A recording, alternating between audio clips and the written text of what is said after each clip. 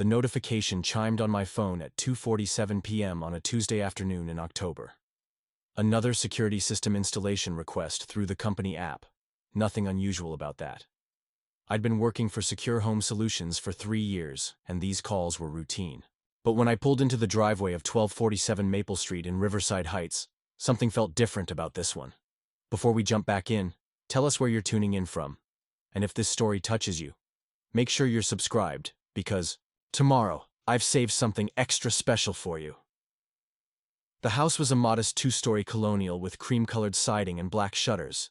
The front yard was meticulously maintained, with autumn chrysanthemums lining the walkway, and a small, wooden bench positioned near the porch steps. It was the kind of home that spoke of someone who took pride in the details, even if they lived alone. I grabbed my toolkit from the van and checked the work order one more time. Customer: Catherine Mitchell. Age: 49. Reason for installation: recent break-in attempt. Priority: high. The front door opened before I could knock. Standing there was a woman with shoulder-length auburn hair streaked with silver, wearing a burgundy cardigan over dark jeans. Her green eyes held a mixture of relief and lingering anxiety. "You must be from Secure Home," she said, extending her hand. "I'm Catherine Mitchell. Thank you for coming so quickly." "Jake Sullivan," I replied, shaking her hand. Her grip was firm, but I noticed a slight tremor. "I understand you had some trouble recently?" Catherine's expression tightened. "3 nights ago, someone tried to break in through the back door. They didn't get in, but—" She paused, wrapping her arms around herself. "It's been difficult to sleep since then." I followed her inside, immediately noticing how organized everything was. The living room featured a navy blue sofa with coordinated throw pillows, family photos arranged precisely on the mantel, and books stacked neatly on built-in shelves. This was someone who needed control in her environment.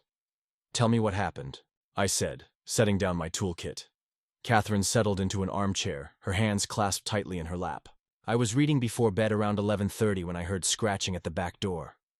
At first, I thought it might be a raccoon. We get them sometimes. But then, I heard what sounded like metal against metal, like someone was trying to pick the lock."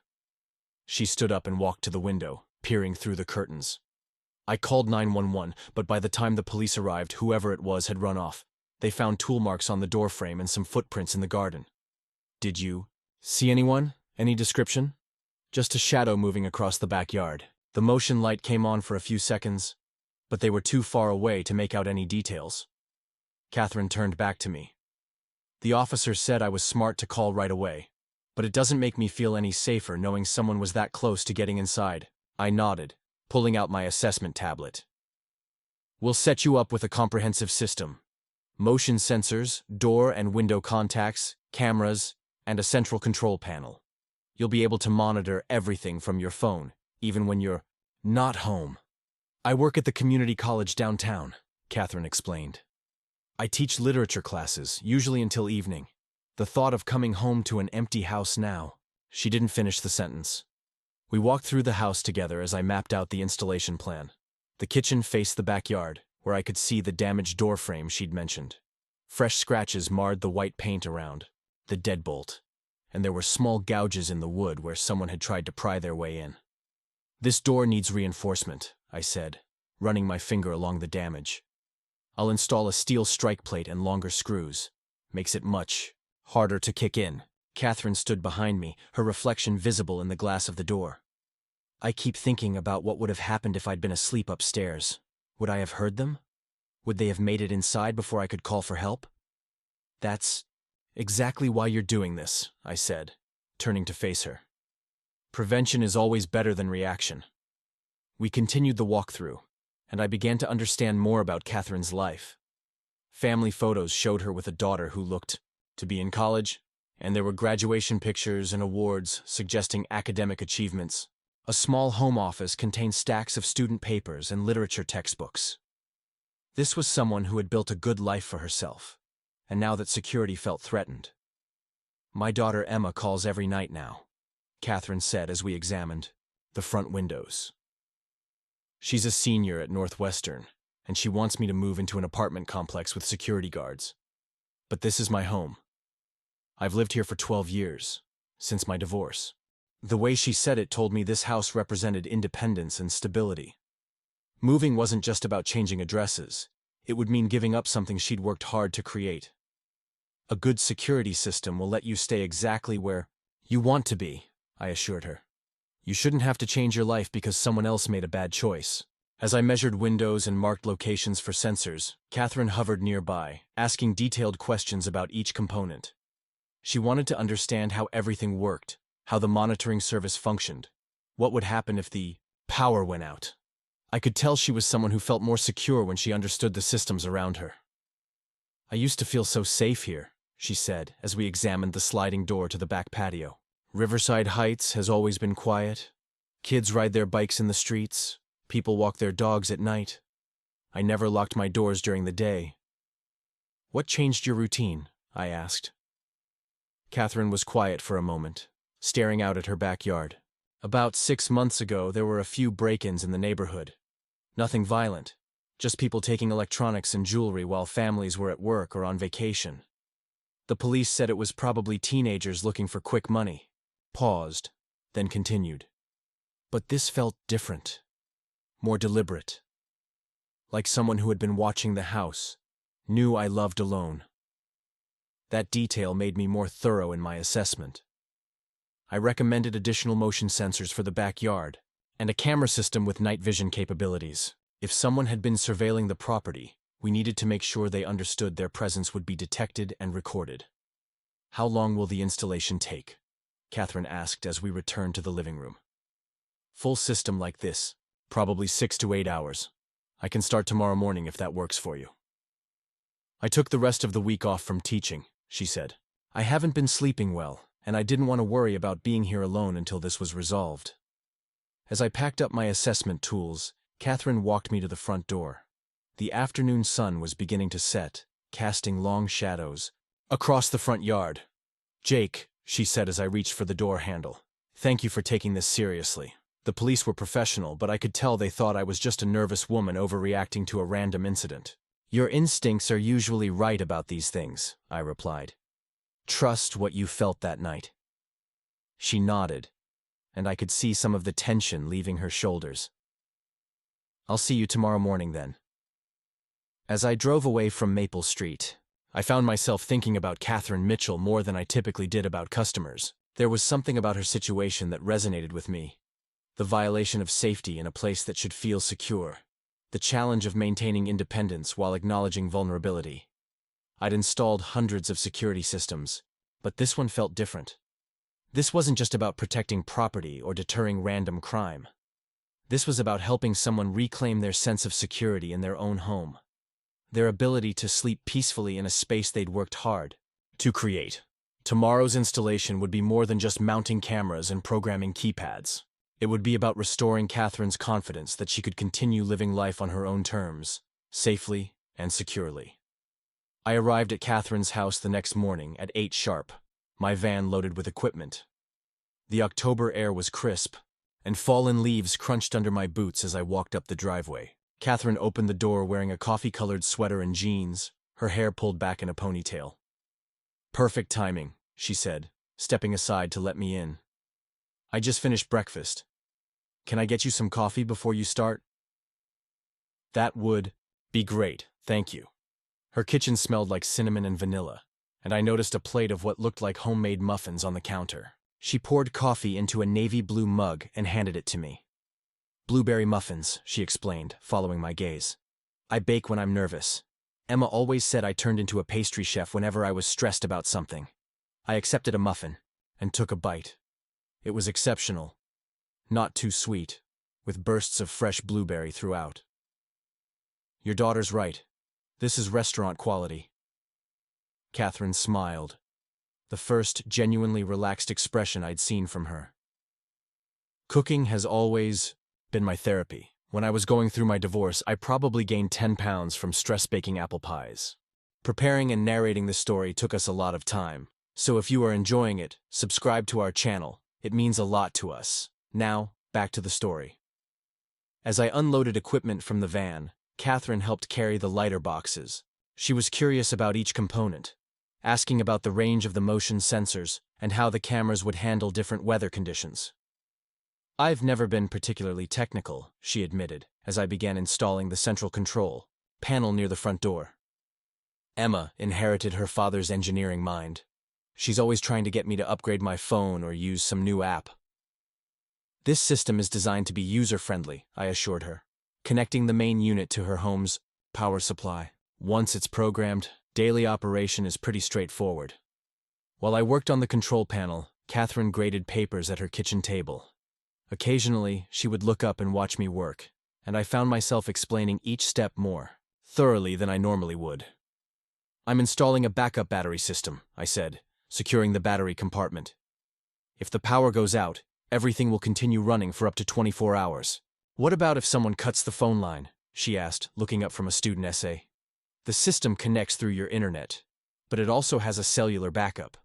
Someone would have to disable your Wi-Fi, cut your phone line, and jam the cellular signal to stop the monitoring service from receiving alerts." Catherine nodded approvingly.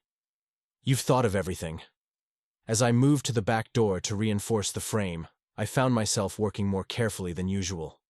The damaged wood told a story of someone's determination to get inside, and I wanted to make sure nothing like that could happen again. "The new strike plate is steel reinforced," I explained, as I drilled pilot holes for the longer screws. "These 3-inch screws go directly into the wall studs. Someone would have to bring a battering ram to get through this." "I keep thinking about that night," Catherine said, leaning against the kitchen counter. "The sound of someone trying to break in while I was just sitting in my living room reading. It felt so violating." I paused my work to look at her. "What were you reading?" "Jane Austen. Pride and Prejudice, actually. I teach it every semester, but I still read it for pleasure sometimes." She managed a small laugh. "There's something ironic about being interrupted from a story about finding safety and security by someone trying to break into your home." "Literature professor, right?" I asked, returning to my work on the doorframe. 22 years. I started when Emma was in kindergarten. It was perfect timing. I could be home when she got off the bus, and I loved sharing my passion for books with students. As I installed the motion sensor in the backyard, Catherine stood at the kitchen window watching me work. Through the glass, I could see her grading papers with one hand while keeping an eye on my progress. The backyard was larger than it appeared from inside, with mature oak trees and a small vegetable garden that had been recently harvested. Someone had clearly spent time maintaining this space. "Did you grow all these vegetables?" I called out as I mounted the camera on the back corner of the house. Catherine opened the sliding door. "Tomatoes, peppers, herbs, some lettuce. Emma always said I had a green thumb. She used to help me plant everything when she was younger." "Must be hard having her so far away at college. She's thriving at Northwestern, studying journalism, but yes, the house feels very empty now, especially at night." I finished adjusting the camera angle and came back inside to test the view on my tablet. The high-definition image showed the entire backyard, including the area where the intruder had left footprints. "This camera has infrared capability," I explained, showing Catherine the tablet screen. "During the day you get full color, but at night it switches to black and white with excellent clarity up to about 50 feet. Catherine studied the image intently. "So if someone comes back, we'll have a recording of exactly who it was." "Exactly. And the system will send an alert to your phone and the monitoring center within seconds." As the day progressed, I installed sensors on every door and window, mounted cameras at strategic locations, and programmed the central control system. Catherine made lunch, grilled cheese sandwiches and tomato soup, and we ate together at her kitchen table.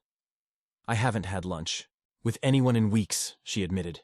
"It's strange how quiet the house gets when you're used to having someone around." "How long has Emma been at Northwestern?" I asked. "This is her senior year. She'll graduate in May with a degree in journalism and political science. She's already been accepted to graduate school at Columbia for next fall." There was pride in Catherine's voice, but also something else. A recognition that her daughter's success meant even more distance, more empty evenings in this house. "That's impressive. You must be proud." "Incredibly proud. And terrified." Catherine laughed. "She's going to be living in New York City, which makes Riverside Heights look like a fortress by comparison." After lunch, I began the final phase of installation, programming the system and teaching Catherine how to use it.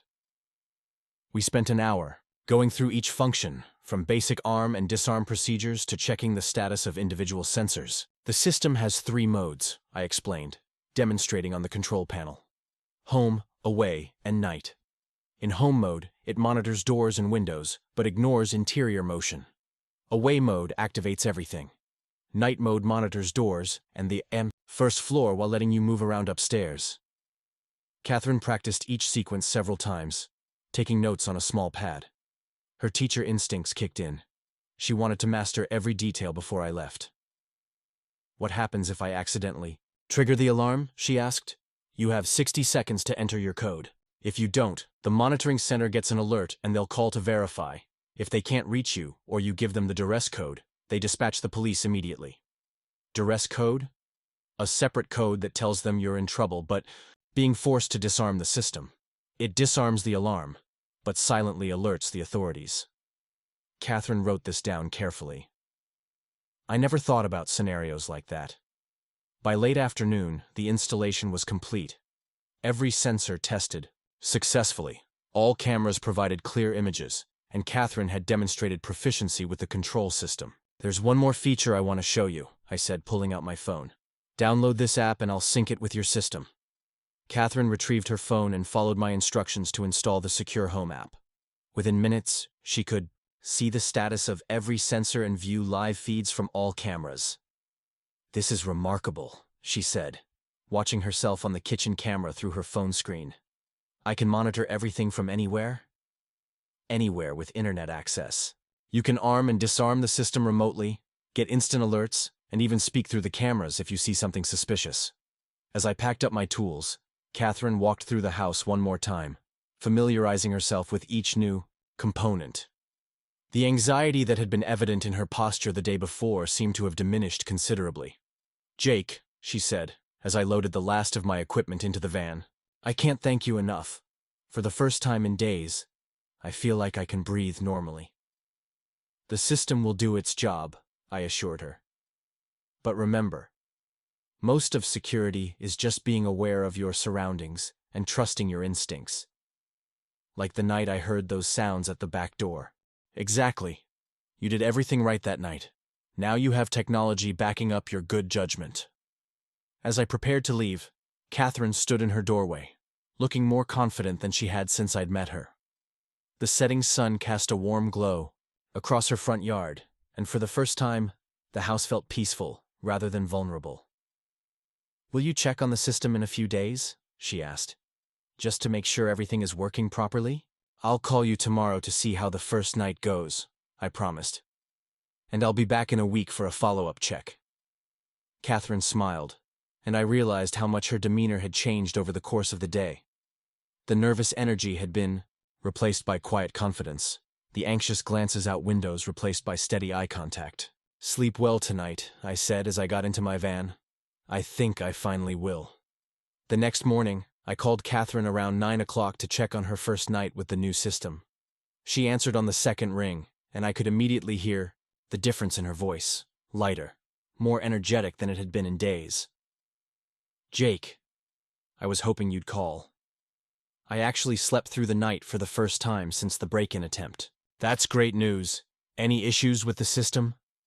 "None at all. I set it to night mode around 10:30, and everything worked perfectly.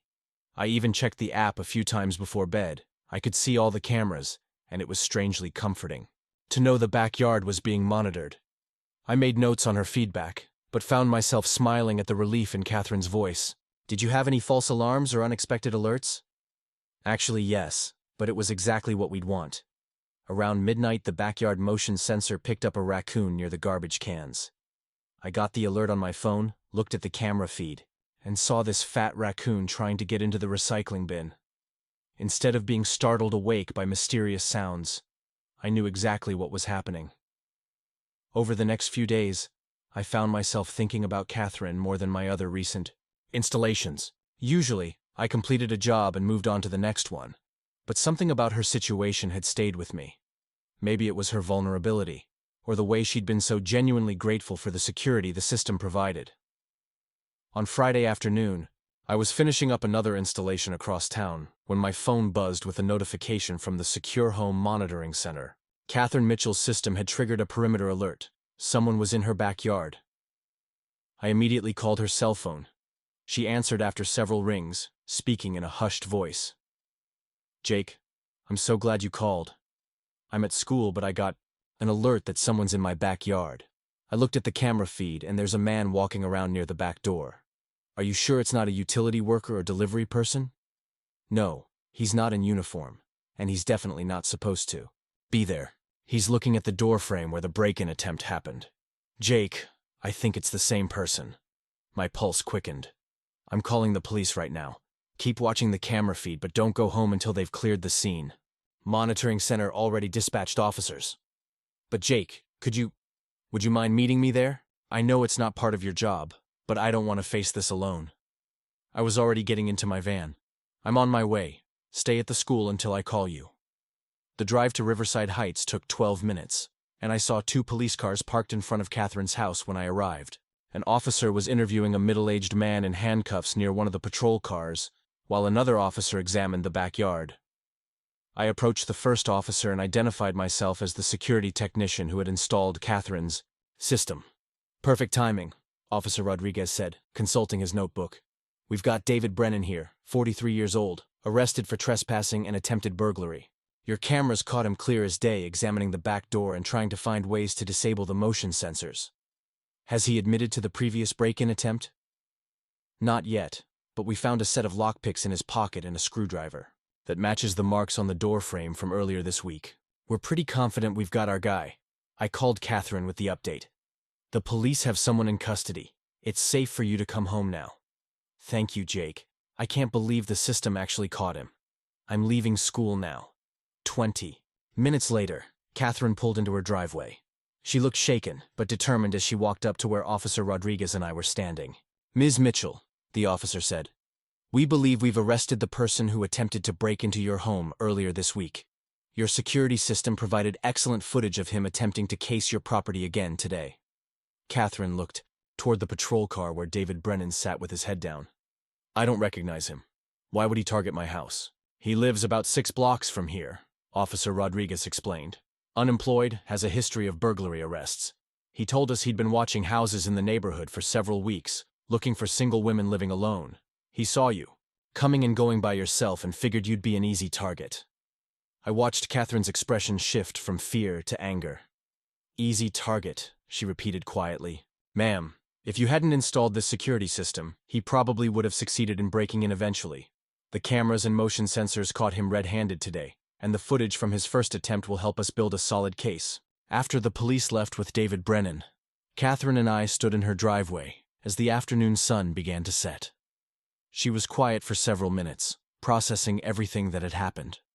"I keep thinking about what you said when you installed the system," she finally said. "About trusting my instincts. Something felt wrong that night, and I was right.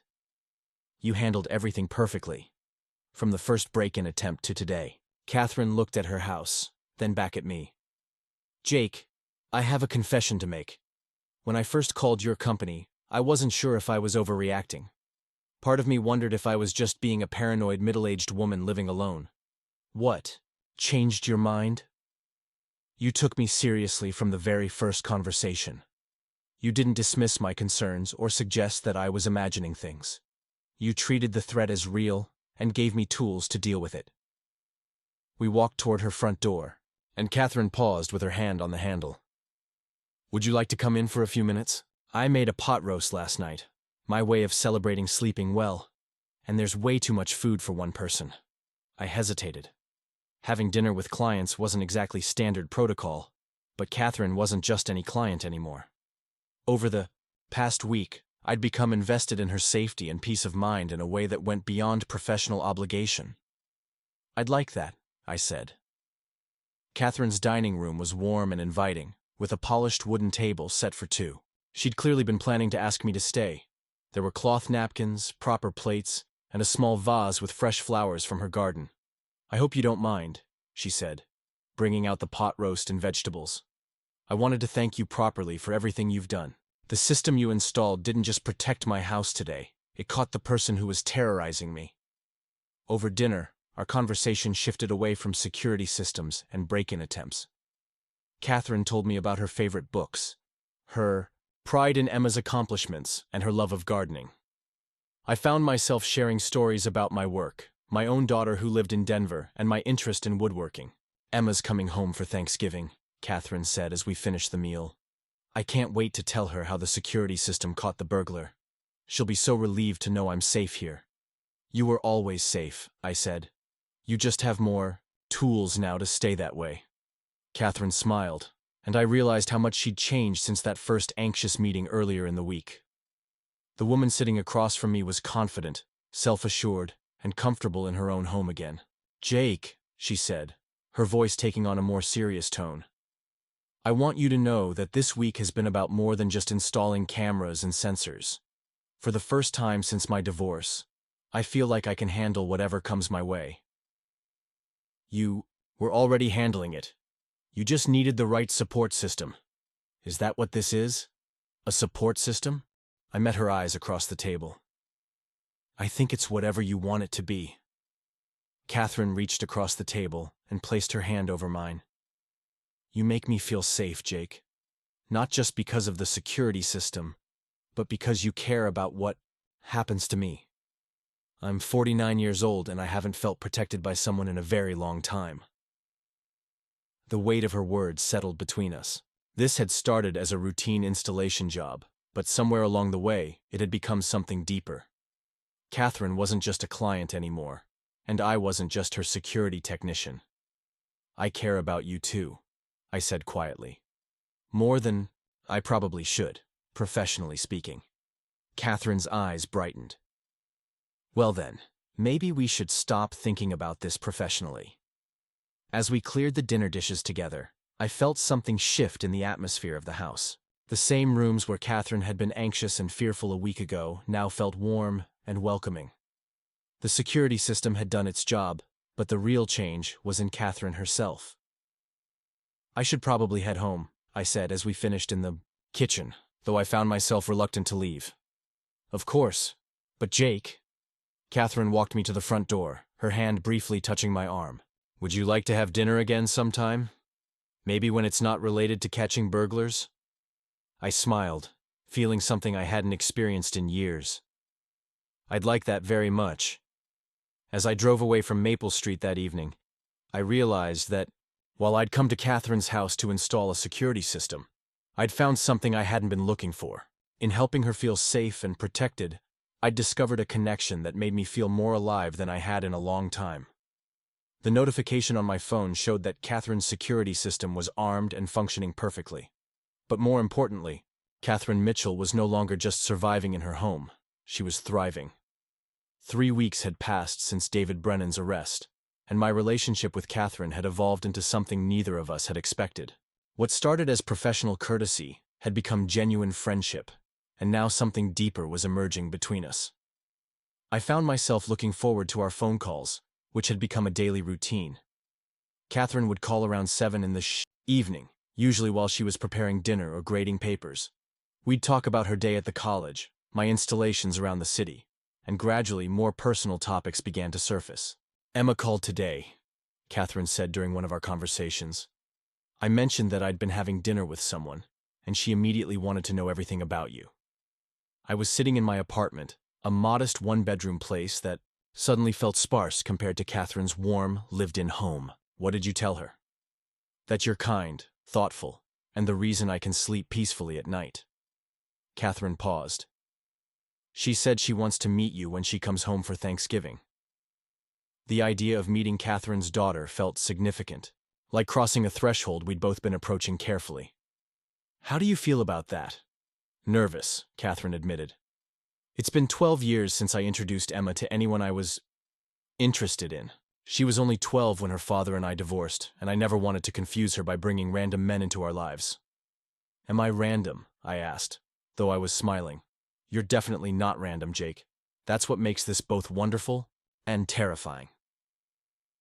The following Saturday, I had planned to spend the morning working on a woodworking project in my garage, But Catherine called around 9 with an unusual request.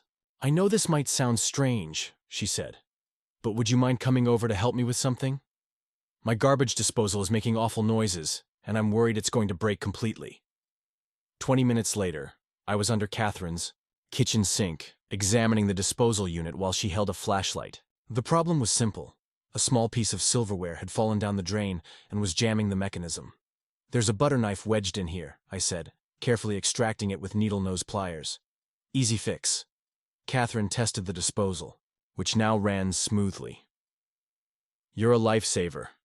I was imagining having to call a plumber and spending hundreds of dollars." "Part of the service," I said, washing my hands at her sink. "Jake," Catherine said, leaning against the counter, "can I ask you something personal?" "Of course. Why aren't you married?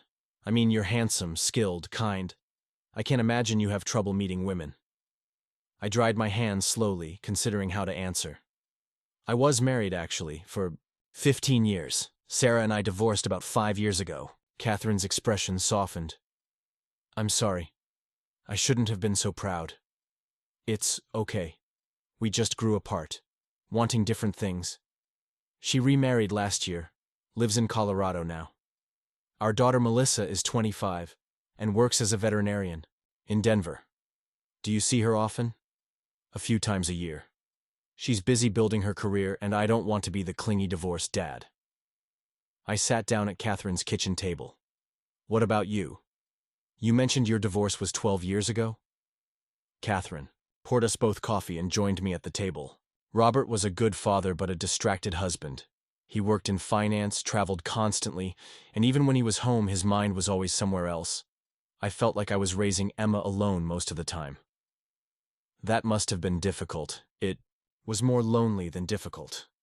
I kept thinking things would change when Emma got older, when Robert's career stabilized, when we had more time together. But the distance just kept growing." Catherine stirred her coffee thoughtfully. "The final straw was when Emma had her high school graduation. Robert missed it because of a business trip to London that he claimed he couldn't reschedule. Emma pretended it didn't matter, but I could see how hurt she was. Where is he now?" "Remarried to someone 15 years younger, living in Arizona. He sees Emma during holidays sometimes, but they don't have much of a relationship. She says he feels like a stranger who happens to share her DNA." We sat in comfortable silence for a moment, both processing the weight of failed marriages and the courage it took to open up to someone new. "Can I tell you something?" Catherine said, reaching across the table to touch my hand. "This past month has been the happiest I've felt in years, not just because of the security system, but because I feel like I matter to someone again." Her words hit me unexpectedly hard. "You matter to me, Catherine, more than I knew was possible after such a short time." "It doesn't feel short, does it? It feels like I've known you much longer." That afternoon, we decided to take a walk through Riverside Heights. Catherine wanted to show me the neighborhood she'd called home for over a decade, and I was curious to see the area beyond her street. The neighborhood was exactly as she'd described. Tree-lined streets with well-maintained homes, children playing, in front yards, couples walking dogs. It felt safe and established, the kind of place where people knew their neighbors and looked out for each other. "That's where Mrs. Henderson lives," Catherine said, pointing to a yellow house with an elaborate flower garden. "She's 83 and still tends every plant herself. She brought me soup when I had the flu last winter." We passed a small park where teenagers were playing basketball and families were having picnics. Catherine waved to several people, introducing me as her friend Jake. I noticed how naturally she included me in these brief interactions, as if my presence in her life was already established. "There's something I need to tell you," Catherine said, as we sat on a bench overlooking a small pond. "Emma's coming home next weekend for a long weekend visit. She wants to meet you, but I also want to make sure you're comfortable with that." "I'd like to meet her," I said honestly, "but I understand if you want to keep things separate for now." Catherine shook her head. "Jake, I'm 49 years old. I've spent 12 years being cautious about relationships, putting Emma's needs ahead of my own happiness. But she's an adult now, and I deserve to have someone special in my life. Is that what I am? Someone special?" Catherine turned to face me fully, her green eyes serious. "You've become very special to me, Jake. More special than I was prepared for." The honesty in her voice made my chest tighten with emotion. You're special to me too, Catherine. I didn't expect to feel this way about anyone again. We walked back to her house as the sun began to set, and Catherine invited me to stay for dinner. She prepared salmon with roasted vegetables while I set the table, and we fell into an easy domestic rhythm that felt surprisingly natural. I have something to confess, Catherine said as we ate. I've been looking forward to your visits more than I probably should, even before we started. Whatever this is between us. What do you mean? When you installed the security system, I felt safer than I had in weeks. But it wasn't just the cameras and sensors. It was having someone who cared about my well-being, who took my concerns seriously. Catherine set down her fork and looked at me intently. You made me feel protected in a way that had nothing to do with technology. You made me feel valued as a person, not just as a client. You are valued, Catherine. By me, by Emma, by your students. But you were the first person in a long time to make me feel like I deserved to be safe and cared for. Do you understand what that means to someone who's been living alone for 12 years? I reached across the table and took her hand. I think I'm beginning to. After dinner, we sat on Catherine's couch, talking and laughing about everything from college stories to travel dreams. The conversation flowed easily, punctuated by comfortable silences that felt intimate rather than awkward. Jake, Catherine said around 10 o'clock, I should probably let you head home. But I want you to know that tonight has been perfect. As I prepared to leave, Catherine walked me to the front door. The security system's soft chime indicated that sensors were detecting our movement, a quiet reminder of how our relationship had begun. Will you call me tomorrow? She asked, standing close enough that I could smell her perfume. Something light and floral that had become familiar over the past few weeks. I always call you, I said, smiling. Good. Because I've gotten used to hearing your voice every day. Catherine stood on her tiptoes and kissed my cheek, a gesture that was tender and promising at the same time. Drive safely. As I walked to my van, I realized that Catherine Mitchell had become much more than a client who needed a security system. She had become someone I looked forward to seeing, talking to, and protecting. Not because it was my job, but because somewhere along the way, I had fallen for the woman who had simply wanted to feel safe in her own home. The irony wasn't lost on me. In helping Catherine feel secure, I discovered my own sense of belonging and purpose that I hadn't felt in years. Emma arrived on a Friday afternoon in mid-November, driving her silver Honda Civic from Northwestern University. I watched from Catherine's kitchen window as a young woman with her mother's auburn hair and confident stride emerged from the car, pulling a weekend bag from the trunk. Catherine had been nervous all morning, cleaning the house twice and changing her outfit 3 times before settling on dark jeans and a forest green sweater. She'd prepared Emma's favorite meal, chicken parmesan with homemade marinara sauce, and baked chocolate chip cookies from scratch. She's here, Catherine announced unnecessarily, smoothing her hair one final time before opening the front door. Mom! Emma's voice carried the enthusiasm of a college student excited to be home. I heard them embrace, followed by rapid conversation about the drive, classes, and weekend plans. I remained in the kitchen, giving them privacy for their reunion while finishing the salad Catherine had asked me to prepare. Meeting Emma felt like a significant milestone, and I wanted to make a good first impression. Emma, I'd like you to meet Jake Sullivan, Catherine said, leading her daughter into the kitchen. Jake, this is my daughter Emma. Emma was taller than her mother, with the same green eyes but a more angular face that suggested she'd inherited some features from her father.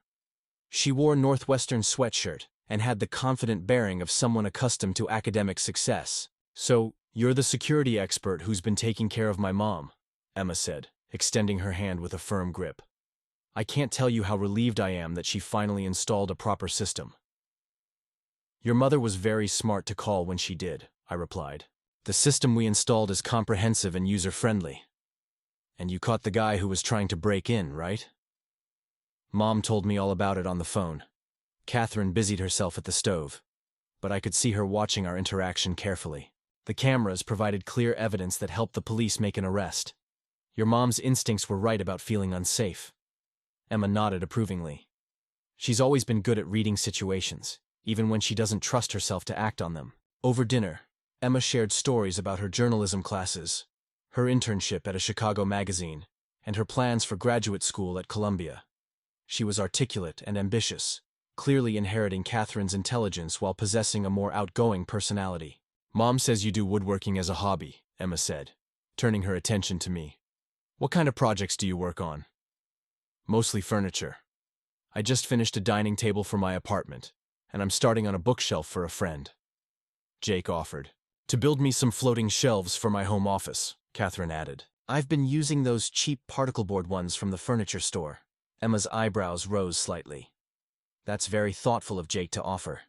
There was something in her tone, not disapproval, but the kind of careful assessment that suggested she was evaluating my intentions regarding her mother. After dinner, Catherine insisted on cleaning up alone, claiming she wanted Emma and me to get to know each other. Emma suggested we sit on the front porch, where we could talk privately.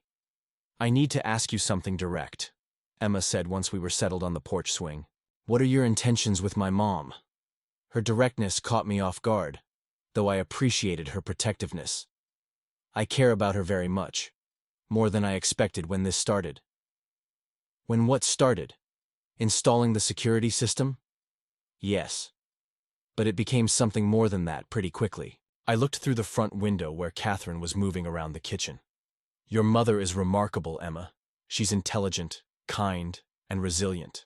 Spending time with her has become the best part of my days." Emma studied my face intently. "She's been alone for a long time, Jake. By choice, mostly. She dated a few people over the years, but never anyone serious. She always said she didn't want to bring complications into my life. I understand that. Do you? Because my mom has spent 12 years putting my needs ahead of her own happiness. She turned down job opportunities that would have required us to move when I was in high school. She didn't travel or take risks because she wanted to provide stability for me." Emma's voice softened slightly. "I love her for that. But I also feel guilty about it. She deserves to have someone who makes her happy. I'd like to be that person," I said honestly, "if she'll let me." "She lights up when she talks about you," Emma admitted. "I haven't seen her this excited about anything in years, but I need to know you're serious about this, because if you hurt her, you'll have to deal with me." I couldn't help but smile at the fierce protectiveness in her voice. "I have no intention of hurting your mother, Emma. She means too much to me."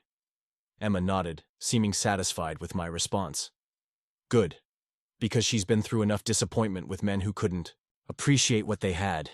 Catherine appeared in the doorway, carrying a tray with hot chocolate and the cookies she'd baked. "Are you two having a nice conversation?" "Very enlightening," Emma said, accepting a mug. Jake was telling me about his woodworking projects. Saturday morning, Emma insisted on cooking breakfast for all of us, a tradition from her high school. "Years," she explained. She prepared French toast with cinnamon and vanilla, crispy bacon, and fresh fruit while Catherine and I sat at the kitchen table drinking coffee. "This is nice," Catherine said quietly, watching Emma work at the stove. "Having both of you here together." "She's wonderful," I said, meaning it. "You should be very proud." "I am. She's accomplished so much, and she's got such a bright future ahead of her." Emma turned from the stove. "Are you talking about me again, Mom? I can hear you, you know." "Only good things," Catherine laughed. "Jake was saying how impressed he is with you." "Well, I'm impressed with Jake too," Emma said, sliding French toast onto plates. "Anyone who makes my mom happy is okay by me." After breakfast, Emma announced she wanted to visit some high school friends, giving Catherine and me time alone together. We decided to work on the floating shelves project, measuring the wall space in her home office and discussing design options. "Emma likes you," Catherine said as we examined the wall where the shelves would go. "I can tell. She's very protective of you. I respect that. She asked you about your intentions, didn't she?" Catherine smiled knowingly. "She's done that with everyone I've ever dated, though there haven't been many." "What did you tell her about us?" Catherine set down her measuring tape and turned to face me. "I told her that you make me feel cherished in a way I haven't experienced in years, that you're patient and kind, and that I trust you completely." "That how you feel?" "Yes," Catherine said simply. "Jake, I know we haven't been, whatever this is, for very long. but I feel more myself with you than I have in ages. That afternoon, while Emma was out with friends, Catherine and I drove to the lumberyard to select wood for the shelves. We spent an hour examining different types of wood, discussing grain patterns and finishes, while the sales associate patiently answered our questions. "I love watching you work," Catherine said as we loaded the wood into my van. "You have such careful hands, and you explain everything so clearly. I enjoy teaching you things. You ask good questions and pay attention to details." On the drive back to her house, Catherine reached over and took my hand. "Jake, there's something I want to tell you." "What is it?" "Emma's graduation is in May. She'll be moving to New York for graduate school shortly after that." Catherine paused, her thumb tracing circles on my palm. "For the first time in my adult life, I'm going to be truly alone. No daughter to consider. No one else's schedule to work around." "How do you feel about that?" "Excited," Catherine said, surprising me. "I love Emma more than anything, but I'm ready to have a life that's just mine. To make decisions based on what I want, not what's best for everyone else." "And what do you want?" Catherine squeezed my hand. "I want to see where this goes with us. I want to travel, maybe take some risks I've been too cautious to take. I want to feel like a woman again, not just a mother and teacher." That evening, the three of us sat in Catherine's living room after dinner, Emma sharing stories about her college experiences while Catherine and I listened from the couch. I found myself studying the family photos on the mantel. Pictures of Emma's childhood, mother-daughter vacations, graduation ceremonies. "Jake," Emma said during a lull in conversation, "can I ask you something?" "Of course." "Do you see yourself sticking around for a while? Because my mom doesn't do casual very well, and I don't want her to get hurt." Catherine started to protest, but Emma held up her hand. "Mom, you know I'm right. You invest completely in people, whether it's your students, your friends, or the people you date." I looked at Catherine, then back at Emma. "I can't predict the future, but I can tell you that your mother has become incredibly important to me." "I'm not looking for casual either," Emma smiled, the first completely relaxed expression I'd seen from her since she arrived. "Good answer." Later that night, after Emma had gone to bed, Catherine and I sat on her back porch despite the November chill. The security system's cameras were visible in the moonlight, silent guardians that had brought us together.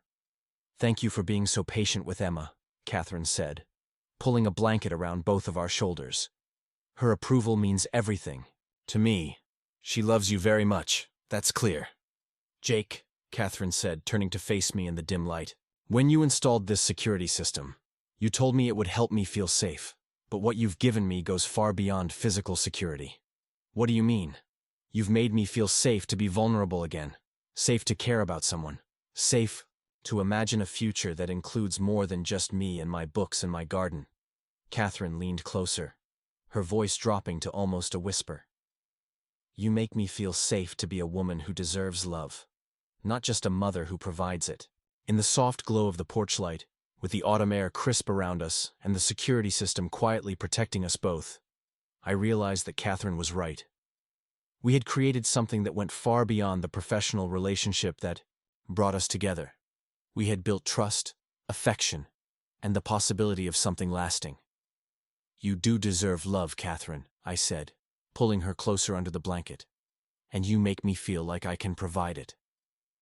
December arrived with an unexpected snowstorm that blanketed Riverside Heights in 6 inches of pristine white. I was at Catherine's house early Saturday morning, installing the floating shelves we'd designed together, when the power went out around 9 o'clock. "Well, this is perfect timing," Catherine said, looking out the kitchen window at the heavy snowfall. "At least we know the security system will keep running on battery backup." I tested the control panel, which showed all sensors functioning normally despite the power outage. 24 hours of backup power, just like I promised. Catherine had prepared for the storm with candles, flashlights, and a gas fireplace. That didn't require electricity. She made coffee on her gas stove while I worked on the shelves by the light from the living room windows. "I love days like this," she said, settling into her reading chair with a steaming mug. "Snow days always made me feel like the world was giving us permission to slow down. Even when you were teaching? Especially then." Snow days meant Emma and I could spend the whole day in pajamas, reading books, and making hot chocolate. Some of my favorite memories are from unexpected storms like this. By noon, I had finished installing the shelves, and Catherine immediately began arranging her books on them. She had organized them by subject: literature, history, gardening, cooking, with small decorative objects interspersed between the volumes. "They're perfect," she said, running her hand along the smooth wood grain. "You made them exactly the right size for this space." "I measured 3 times to make sure," I said, packing up my tools. "They should hold all your books without any problem." The power remained off as afternoon settled in, and Catherine suggested we build a fire and spend the day reading. She had been working her way through a collection of short stories by Alice Munro, while I had brought a biography of Frank Lloyd Wright that I'd been meaning to finish. "This is nice," Catherine said, as we settled on opposite ends of her couch, our legs tangled together under a shared blanket. "I can't remember the last time I spent an entire day just reading for pleasure." "No papers to grade? I finished everything yesterday so I'd have the weekend free." She looked up from her book. "I've been trying to create more balance in my life. Work is important, but it shouldn't consume every moment." We read in comfortable silence for an hour, the only sounds the crackling fire and occasional wind gusts rattling the windows. The security system's soft status lights provided a gentle blue glow in the dim room, a reminder that we were safe and protected even during the storm. "Jake," Catherine said, closing her book and marking her place. "Can I ask you something personal?" "Always." "What made you realize you wanted to be with me? I mean really be with me.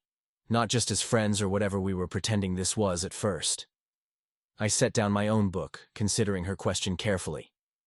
"Do you remember the night we had dinner after the police arrested David Brennan?" "Of course. When you thanked me for taking you seriously, for treating your concerns as legitimate. That's when I realized you were someone special. But it was later, when you talked about feeling valued as a person, that I knew I wanted to be the one who made you feel that way." Catherine shifted closer to me on the couch. "For me, it was when you came to the house the day he was arrested. You didn't have to be there, it wasn't your job. But you came because you cared about what happened to me. I couldn't stand the thought of you facing that alone." "That's exactly what I mean." Catherine's eyes were bright in the firelight. "You showed up when I needed someone, without being asked, without expecting anything in return."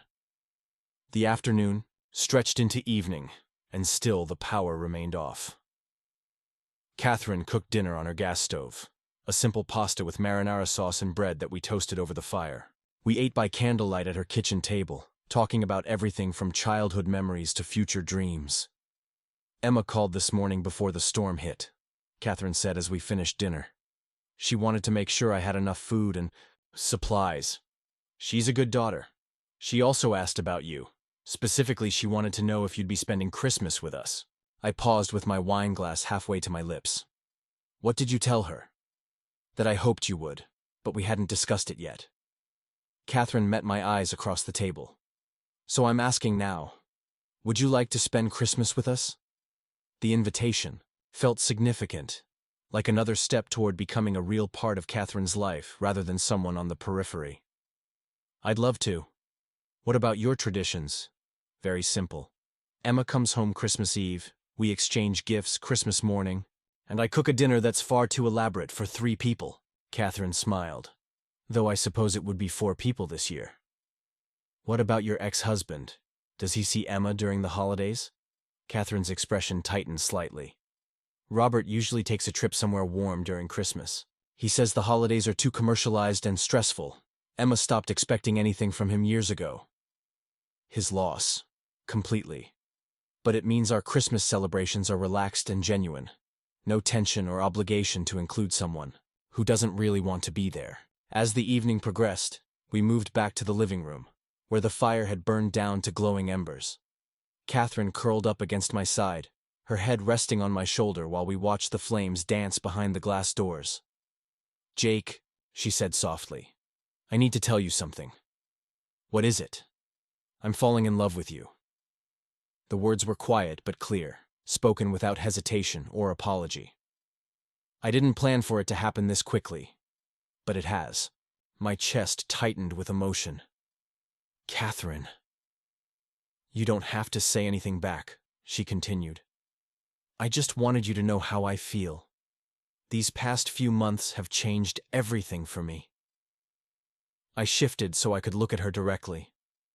I'm falling in love with you too. I have been for weeks. Catherine's face lit up with relief and joy. Really? Really. You've become the most important person in my life, Catherine. I think about you constantly. I look forward to seeing you every day, and I can't imagine my future without you in it. She reached up and touched my face gently. I was so scared to say it first. I didn't want to pressure you or move too fast. You weren't moving too fast. If anything, I've been holding back because I didn't want to overwhelm you. Catherine laughed, softly. We're both overthinkers, aren't we? Probably. But maybe that's not such a bad thing when it comes to something this important. The power came back on around 10 o'clock, sudden and startling after hours of soft candlelight. The house hummed back to life. Heating system, refrigerator, various electronic devices all resuming their normal functions. I should probably head home, I said reluctantly. The roads might be icy, and I don't want to drive too late. You could stay, Catherine said quietly. I mean, if you want to. The guest room is comfortable, and the roads really might be dangerous. The offer hung between us, loaded with possibility and significance. We had been moving slowly, carefully, building trust and emotional intimacy without rushing physical aspects of our relationship. Are you sure? I asked. I'm sure. I don't want you driving in this weather, and honestly, I don't want you to leave. I stayed that night, sleeping in Catherine's guest room, but feeling closer to her than ever. We had breakfast together the next morning, reading the Sunday paper and discussing our plans for the upcoming week, like a couple who had been together for years rather than months. This feels right, Catherine said, as I prepared to leave Sunday afternoon. Having you here, sharing, meals, just being together without any agenda or timeline. It feels right to me too. Jake, Catherine said, walking me to the front door. I want you to know that telling you I love you wasn't about rushing anything or putting pressure on our relationship. I know that. Good. Because I'm happy to take this at whatever pace feels comfortable for both of us. I just wanted you to know where my heart is. I kissed her then, properly and thoroughly. Right there in her front hallway with the security system's sensors detecting our movement and the afternoon sun streaming through the windows. When we broke apart, Catherine was smiling in a way that made her look 10 years younger. I love you too, Catherine Mitchell, I said against her forehead. More than I thought I could love anyone again. Merry Christmas, Jake Sullivan, she whispered back, though Christmas was still 3 weeks away. As I drove home through the melting snow, I realized that somewhere between installing security cameras and building floating shelves, I had found something I hadn't been looking for. In helping Catherine feel safe and protected, I had discovered my own sense of home and belonging. The woman who had called my company because she needed a security system had become the person who made me feel most secure and complete. And for the first time in years, I was excited about what the future might hold. Spring arrived early that year, and with it came Emma's final semester at Northwestern. Catherine had been counting down the weeks until graduation, not because she wanted Emma to leave, but because she was eager to begin the next chapter of her own life. I was at Catherine's house on a warm Saturday in April, helping her plant her vegetable garden for the season. The security cameras captured us working together in the backyard, me digging holes for tomato plants while Catherine carefully arranged herb seedlings in neat rows. Emma's thesis defense is next week, Catherine said, brushing soil from her hands. She's been working on this investigative piece about campus safety for months. She chose an appropriate topic, considering how we met. Catherine smiled, looking up from the basil plants she was spacing. She said you inspired her to think about security from a different perspective. Not just technology, but how feeling safe affects people's ability to live their lives fully. 6 months had passed since that December snowstorm, when we first told each other we were falling in love. Since then, our relationship had deepened and settled into something steady and fulfilling. I spent most weekends at Catherine's house, and she had started keeping some of my clothes in her closet. "Jake," Catherine said, sitting back on her heels in the garden dirt.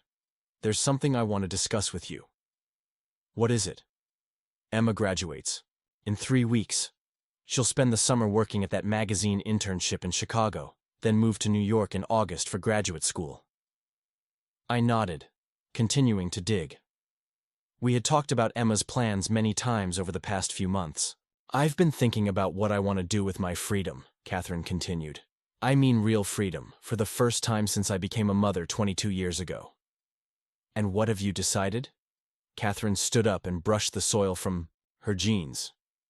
"I want to take a sabbatical from teaching next year. I've saved enough money and the college has approved my request." This was news to me. "What would you do with a sabbatical?" "Travel, for one thing. I've always wanted to see Europe, particularly the literary sites in England and Ireland. I'd also like to write, maybe try my hand at the novel I've been thinking about for years." "That sounds wonderful, Catherine. You should definitely do it." "Here's the thing," she said, her voice taking on a nervous edge. "I don't want to do it alone. I want you to come with me." I stopped digging and looked at her directly. "Come with you how?" "Move in with me. Officially. We're practically living together already, and I'm tired of pretending we're not." Catherine's words came out in a rush. "I know it's a big step, and I don't want to pressure you. But Jake, I can't imagine taking this adventure without you." The garden tools suddenly felt heavy in my hands. Catherine was asking me to commit to something significant, not just living together, but potentially traveling together, building a life together. "You want me to move in here? I want us to create a real home together. Your apartment is fine, but it's not really yours, is it? It's just a place you sleep. This house could be ours." I looked around the backyard where we had spent so many evenings talking, where the security system I had installed still faithfully monitored our safety. The space already felt like home in many ways. "What about my work? I can't exactly install security systems from Europe." Catherine's face lit up. "I've thought about that too. You could freelance, take on projects when we're back in town, or maybe start your own business. You've talked about wanting more independence from Secure Home Solutions. You've really thought this through." "I've thought about nothing else for weeks. Jake, I love you. I want to build a life with you, not just continue this pattern of careful dating and separate apartments." I set down the shovel and walked over to where Catherine stood among the newly planted herbs. The afternoon sun caught the silver threads in her hair, and her green eyes held a mixture of hope and determination. "Catherine, 6 months ago you called my company because you needed a security system. Best decision I ever made," she said, softly. "You told me that night after we caught David Brennan that I made you feel safe. Do you remember?" "Of course I remember.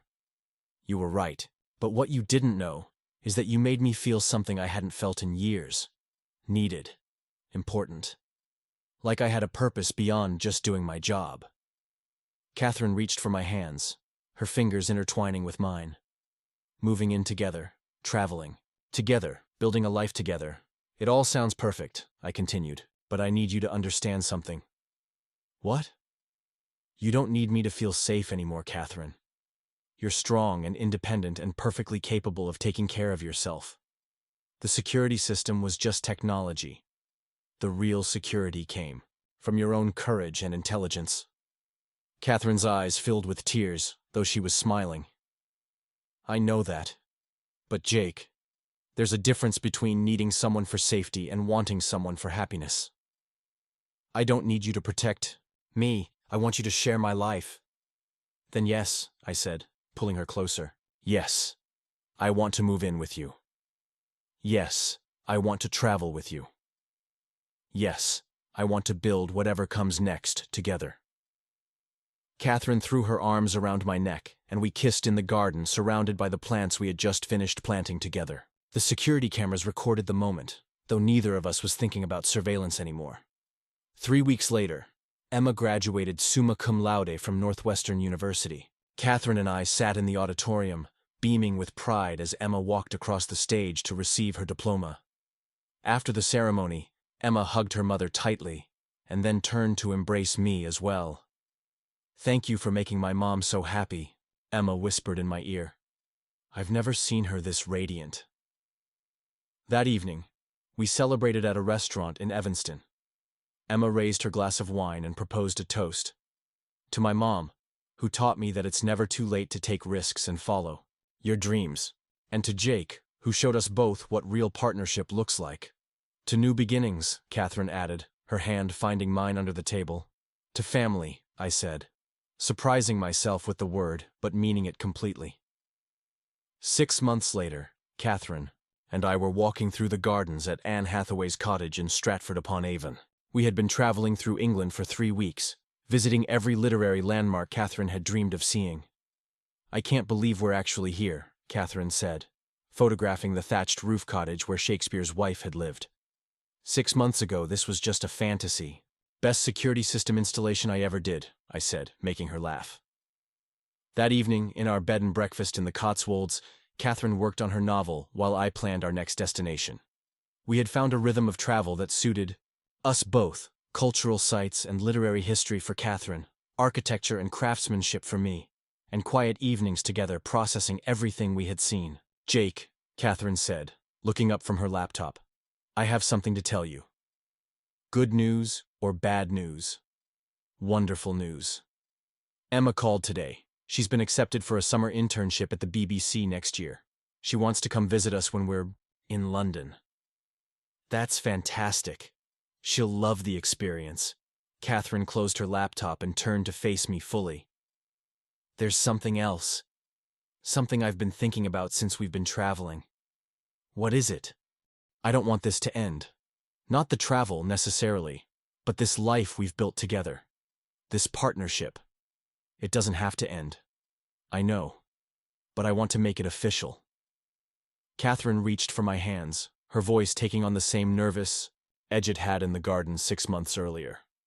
Jake Sullivan, will you marry me? The question hung in the air of our small English bedroom, unexpected and perfect at the same time. Are you proposing to me, Catherine Mitchell? I am. I know it's unconventional, but I'm 49 years old, and I know what I want. I want to be your wife. I want you to be my husband. I want us to have whatever time we're given together as officially and completely as possible. I looked at this remarkable woman who had started as a client needing a security system and had become the love of my life.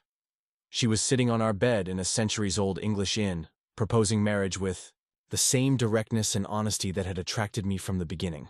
Yes, I said, leaning over to kiss her. Yes, I'll marry you, Catherine Mitchell. We were married 6 months later in Catherine's backyard, surrounded by Emma, my daughter Melissa, who flew in from Denver, and a small group of close friends. The security cameras captured every moment of the ceremony, though by then they felt less like surveillance equipment and more like family historians recording our joy. During the reception, Emma stood to give a speech. When my mom called to tell me someone had tried to break into our house, I was terrified for her safety. But that attempted break-in brought Jake into our lives, and I can honestly say it was the best thing that ever happened to our family. She raised her glass toward us. Mom always taught me that sometimes the worst things that happen to us lead to the best things that happen to us. Jake, you didn't just install a security system. You gave my mother back her sense of adventure and possibility. Later that evening, as Catherine and I danced to our first song as husband and wife, she whispered in my ear, "You know what you said that first day about the security system helping me stay exactly where I wanted to be?" I remember. You were wrong, Catherine said, smiling up at me. It didn't help me stay where I was. It helped me become who I was meant to be. As we swayed together in the backyard where I had first installed motion sensors and cameras, I realized Catherine was right. The security system had been just the beginning. What we had built together was so much more than protection from external threats. We had created a partnership based on trust, respect, and genuine love. Catherine felt safe, not because of technology, but because she had found someone who valued her completely. And I felt secure not because I had provided protection, but because I had found someone who saw the best in me and encouraged me to be more than I had thought possible. The security system still monitored the house faithfully, but its real purpose had been fulfilled the moment Catherine looked at me and said I made her feel safe. Not just protected, but truly, completely safe to be herself. And in return, she had given me the greatest security of all, A love that felt like coming home. Up next, you've got 2 more standout stories right on your screen. If this one hits the mark, you won't want to pass these up. Just click and check them out. And don't forget to subscribe and turn on the notification bell so you don't miss any upload from us.